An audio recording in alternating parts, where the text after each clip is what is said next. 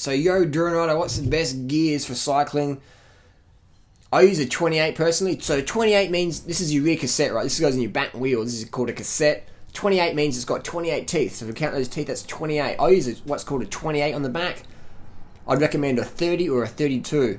If you live in a hilly area like San Francisco or whatever, get a 28 or a 32 on the back. If you live in a dead flat place, Kansas City, whatever, doesn't really matter.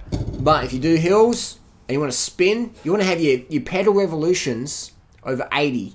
So that means 80 revolutions per minute, so 80 RPM plus, between 80 and 100, up any climb, means your body's going to work more efficiently. You can go less than that, means you're going to be grinding, and that's where you lose power. If your cadence drops under 80, you're losing power. People go, I just ride my bike to work, I just ride it with my kit. Efficiency is what we want. None of us are going to win the Tour de France. None of us are going to, we want efficiency, right? It's like when you walk to the shops, you don't take longer steps than you have to, it's about efficiency. On the front chainring, this is called the chainring, this is called the crank set, the crank arm, the chain rings. So these rings, when they wear out, you can replace them. So this is the chain ring, and this is a 50, so it's a 50 teeth. So if we count the teeth, it's 50 teeth on the big one. The little one is a 34. So that's what I recommend, is a 50, 34 on the front, and a 28 or a 32 on the back, if you'd like to do the climbing. It's going to give you better cadence. Cadence meaning how many times your pedals go around. I'd recommend getting a power meter, investing in a power meter. I use the Stages power meter, and I use a PowerTap power meter. So I've got 2 power meters, or actually got 3 power meters, but if you're going to get a power meter, I recommend the Stages cycling or a PowerTap.